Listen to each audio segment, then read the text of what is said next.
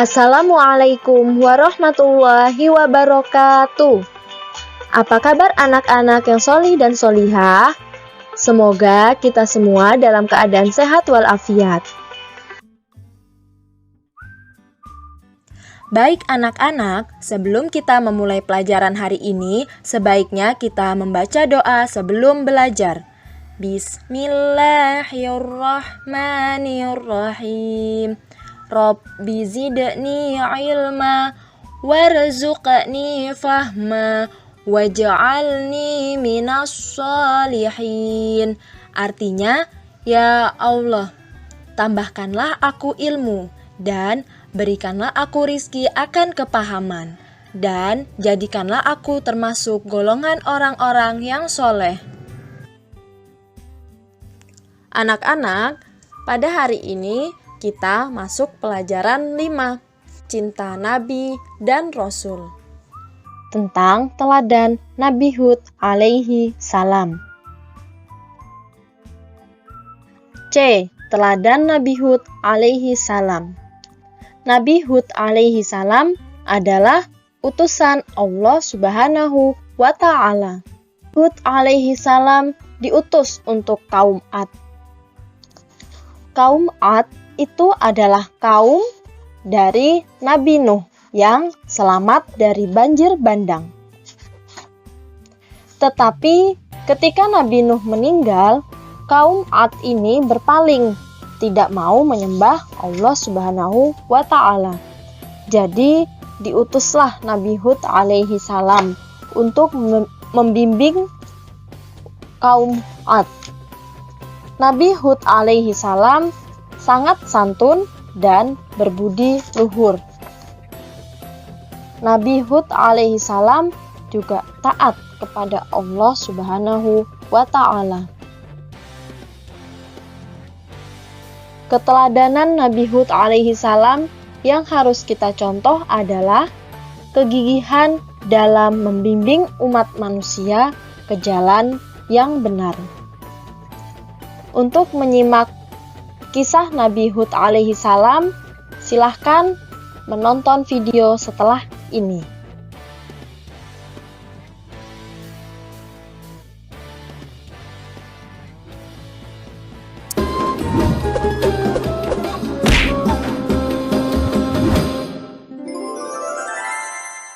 Kisah Nabi Hud alaihi salam. Setelah peristiwa banjir besar berakhir, Nabi Nuh dan pengikutnya memulai kehidupan yang baru dalam keimanan yang tinggi kepada Allah Subhanahu wa ta'ala tanpa gangguan orang-orang kafir. Keturunan mereka kemudian menyebar ke berbagai wilayah yang luas. Ad adalah keturunan Nabi Nuh dan putranya Sam bin Nuh. Keturunan Ad kemudian dikenal sebagai kaum Ad. Kaum Ad bertumbuh tinggi besar, kuat, dan cerdas. Mereka tinggal di daerah dekat Yaman. Kaum Ad dianugerahi Allah daerah yang subur, sungai-sungai yang mengalir, kebun-kebun yang luas, dan hasil bumi yang melimpah. Kaum Ad pandai dalam tata kota dan pemerintahan. Mereka mahir membuat bangunan-bangunan tinggi, megah, dan indah dari gunung pasir di puncak-puncak bukit. Mereka juga membuat benteng-benteng yang kokoh dan saluran irigasi dan kolam-kolam. Ternak mereka pun berkembang dengan baik. Dengan anugerah Allah yang luas dan kerja keras mereka itu, kaum Ad menjadi makmur dan lebih maju dari kaum lainnya, serta lebih disegani. Hal ini membuat mereka sombong dan bermegah-megahan. Mereka menilai kemuliaan berdasarkan kekayaan dan kekuasaan. Pada mulanya, mereka adalah kaum beriman yang menyembah Allah. Lama-kelamaan, mereka mulai menyembah berhala dan patung-patung dari tokoh-tokoh mereka.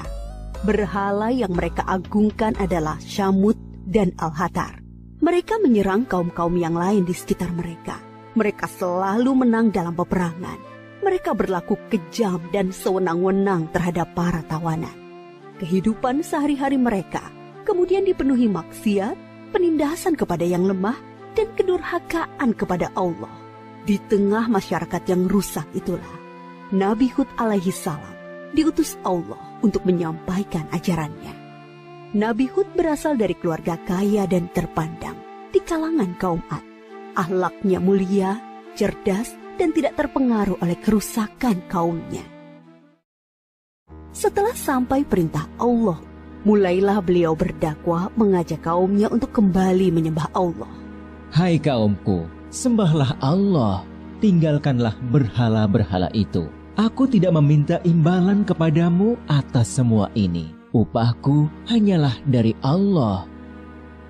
Nabi Hud berdakwah dengan sabar tanpa putus asa. Tak henti-hentinya mengajak kaumnya untuk bertakwa kepada Allah, agar mereka terhindar dari azab Allah, sehingga mereka tidak mengalami nasib yang sama dengan kaum Nabi Nuh. Tetapi kebanyakan kaum Ad tidak mau mengikuti ajakan Nabi Hud. Mereka bersikeras untuk tetap menyembah berhala. Mereka menganggap Nabi Hud lemah akal dan gila. Dengarlah Hud, sembahan-sembahan kami telah mengutukmu sehingga engkau menjadi gila. Ucapanmu ngelantur, kacau. Itu karena kau menghina sembahan-sembahan kami. Kami tidak percaya pada ucapanmu. Datangkanlah azab yang telah engkau ancamkan. Kami tidak takut sedikit pun. Nabi Hud mengadukan kepada Allah atas perlakuan kaumnya. Beliau menyerahkan kepada Allah urusan pembalasan terhadap para pembangkang itu. Kemudian Allah menurunkan musim yang panjang, yang membuat sungai-sungai dan sumur-sumur menjadi kering. Tanaman dan binatang ternak banyak yang mati. Kaum Ad dilanda kelaparan dan kehausan yang parah. Keadaan ini berlangsung beberapa tahun. Nabi Hud terus mengajak kaumnya untuk kembali menyembah Allah. Wahai kaumku, mohonlah ampun kepada Allah. Niscaya Dia akan menurunkan hujan yang lebat dan menambah kekuatanmu. Tetapi kebanyakan dari kaum Ad itu tetap pada kesesatannya. Mereka memohon-mohon pada berhala itu untuk segera mengakhiri kemarau dan menurunkan hujan. Mereka tetap tidak mau menyembah Allah. Akhirnya tibalah ketetapan Allah, yaitu azab yang diancamkan kepada mereka. Muncul awan hitam membentang di langit. Gumpalan awan hitam itu sangat tebal dan luas. Orang-orang kafir melihat awan hitam itu sangat gembira. Mereka berlarian sorak-sorai menyongsong awan itu. Mereka mengira hujan lebat akan turun sebentar lagi. Sesembahan kita telah mengabulkan doa kita. Hujan akan turun. Kesengsaraan kita akan segera hilang. Ternyata dugaan mereka salah besar. Gumpalan awan itu adalah azab dari Allah untuk orang-orang kafir. Terdengar suara gemuruh yang menakutkan. Bertiup angin yang sangat kencang. Angin itu dingin sekali rasanya. Orang-orang yang semula berkumpul menyambut hujan menjadi panik berhamburan mencari perlindungan. Jerit tangis terdengar di mana-mana. Tolong! Oh, dingin sekali. Ampun! Aku tidak tahan. Tolong! Orang-orang itu putus asa dan menyesal. Tetapi sudah terlambat. Angin dingin itu bertiup luar biasa kencangnya. Selama 7 hari 8 malam. Menumbangkan apa saja yang dilaluinya. Pohon-pohon, gedung-gedung megah, rumah-rumah, patung-patung, berhala, semua rusak porak-poranda. Setelah 7 hari 8 malam, topan itu berhenti.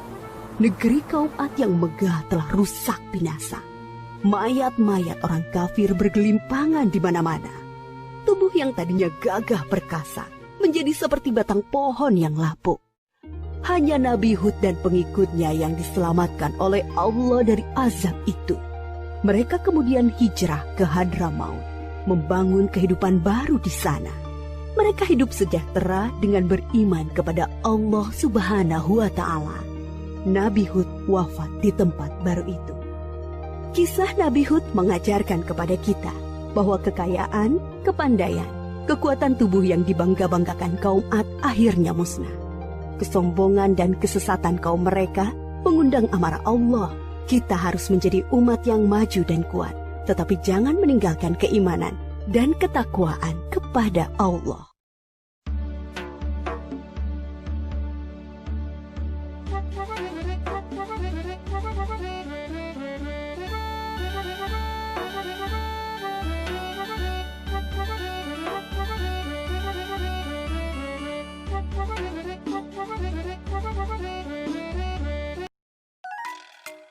Terima kasih anak-anak sudah menonton kisah tentang Nabi Hud alaihi salam. Sekarang kita akan mengerjakan tugas. Tugasnya ada 5 nomor. Setelah mengerjakan, silahkan dikumpulkan kepada Bapak Ibu gurunya masing-masing ya. Terima kasih. Tetap semangat belajar di rumah. Dan jangan lupa jaga kesehatan.